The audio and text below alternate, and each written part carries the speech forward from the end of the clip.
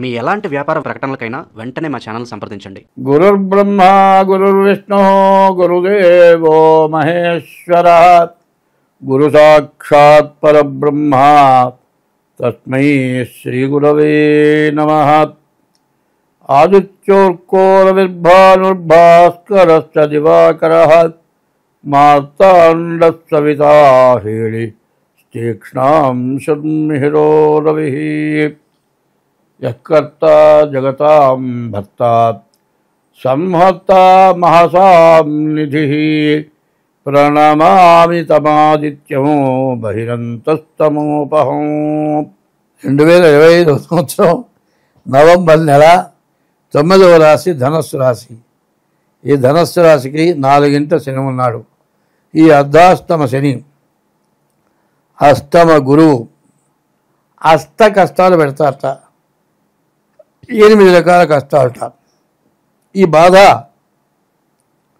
ఎవరూ తప్పించలేరు. ఈ రాశి వాళ్ళు మీ డేట్ ఆఫ్ బర్త్ ద్వారా జాతకం తప్పనిసరిగా చూపించుకోవాలి. డేట్ ఆఫ్ బర్త్ లేకపోతే హస్త సాముద్రిక ద్వారానైనా సరే మీ జాతకం చూపించుకోవడం చాలా అవసరం. అట్లా చేయని పక్షంలో మిమ్మల్ని బాగు చేసేవాడు ఎవడూ లేరు. అది మాత్రం బాగా గుర్తుపెట్టుకోండి. ఈ ధనస్సు రాశికి అర్ధాష్టమ శని 2 సంవత్సరాల 6 మాసాలు ఉంటాడు. ముందు మీ డేట్ ఆఫ్ బర్త్ ద్వారా కానీ హస్త సాముద్రిక ద్వారా కానీ పూర్తిగా జాతకం చూపించుకోవడం చాలా అవసరం. 12వ ఉన్న కుజుడు, 4వ ఉన్న శని, 8వ ఉన్న గురువు మిమ్మల్ని బతకటం. ఏ రకంగానైనా సరే మరి పిల్లికి చెలగాటం, ఎలికి ప్రాణ సంకటం. పిల్లి ఏం చేస్తుంటే తరుగుతుంది, ఒక మూలగా తీసుకెళ్తుంది. అటు పరిగెత్తా ఇటు పరిగెత్తా, అటు పరిగెత్తా ఇటు పరిగెత్తా. తోక పట్టుకుంటుంది, నేలకేసి కొడుతుంది. చంపదు, బతకనీదు, పోనివ్వదు.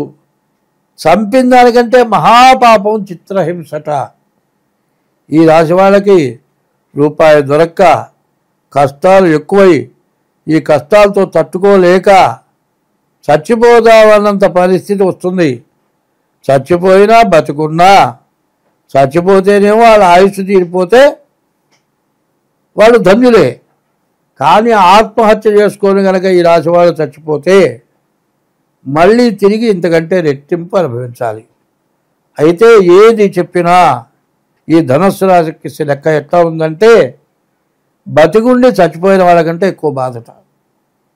ఈ బాధ ఎట్లా ఉంటుందంటే ఏ కాలో విరుగుతుంది, ఏ నడువులో విరుగుతాయి. మంచంలో పడేస్తారు. 1 సంవత్సరం 2 ఏళ్ళలో కదలటానికి వీల్లేదు. చీమలు పీక్కు తిన్నా కదలటానికి వీల్లేదు. ఈ బాధ ఏ శత్రువుకు కూడా ఉండకూడదు. ఇట్లాంటి ఇబ్బందులు పెడతాయి. ఈ బాధలు చాలా ఎక్కువగా ఉంటాయి.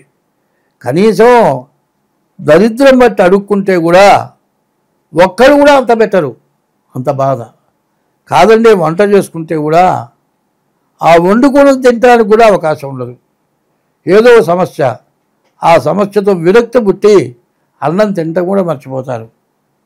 నేనే చెబుతున్నా, ఇప్పుడు నా కర్కాటక రాశికి మరి వక్రించిన శని వల్ల పెట్టిన అన్నమే సగం అన్నం, ఆ సగం అన్నంలో కూడా సగమే తిని చేయగలుగుకున్నా.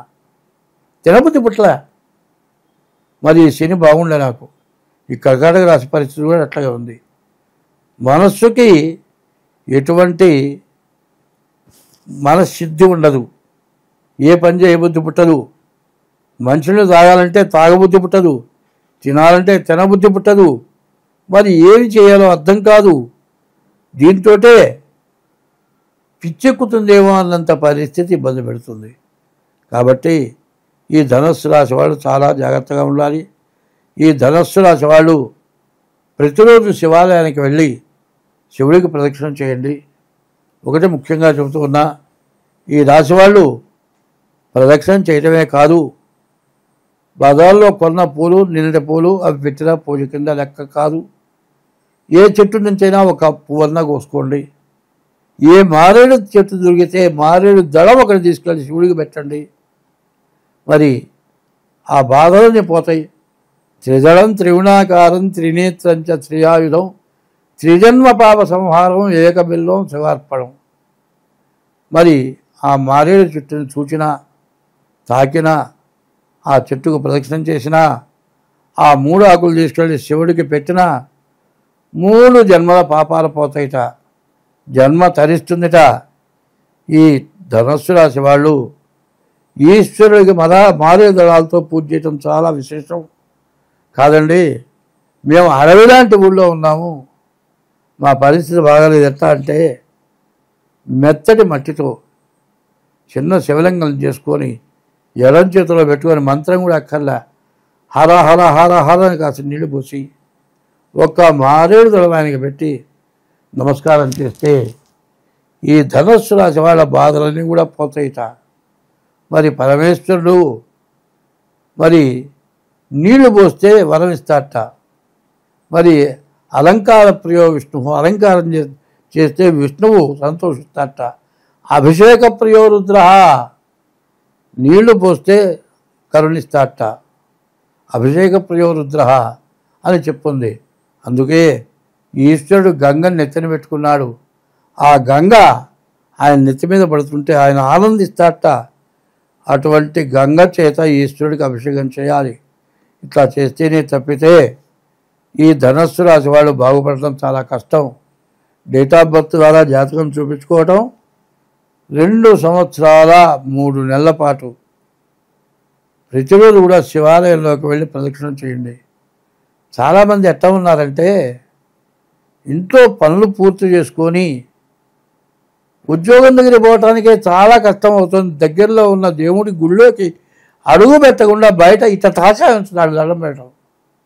అట్లా తాజా ఉంచుతా దండం పెట్టినట్ల ఓ రసా శిరసా దృష్ట్యా మనసా వక్షసా తథా కరాభ్యాం కర్ణాభ్యాం సాష్టాంగ ఉచ్యతే అని సాష్టాంగపడి దండం పెట్టాలి. అటువంటి దండం పెట్టలే. కనీసం గుళ్ళోకి పోయి దేవుడి దర్శనం చేసుకోండి. ఆ సడగోపురం లోపల పెడతారు.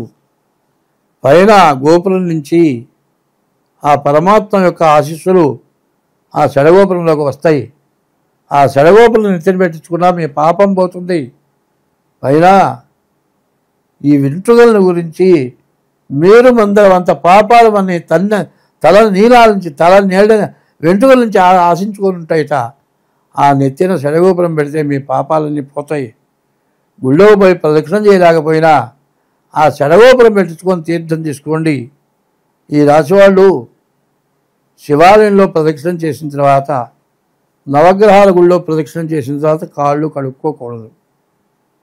కాళ్ళు కడుక్కుంటే ఏమవుతుందంటే మరి 2 కాళ్ళు పట్టుకొని దండం పెట్టి కాళ్ళు చెప్పు తీసుకొని దవబలి ఇటు కొడితే ఎట్లా ఉంటుంది? దేవుడిని అట్లా చేసినట్టు అవుతుంది. దేవుడికి పూజ చేసిన ఫలితం మొత్తం పోతుంది. కాళ్ళు ఎప్పుడు కడుక్కుంటాం?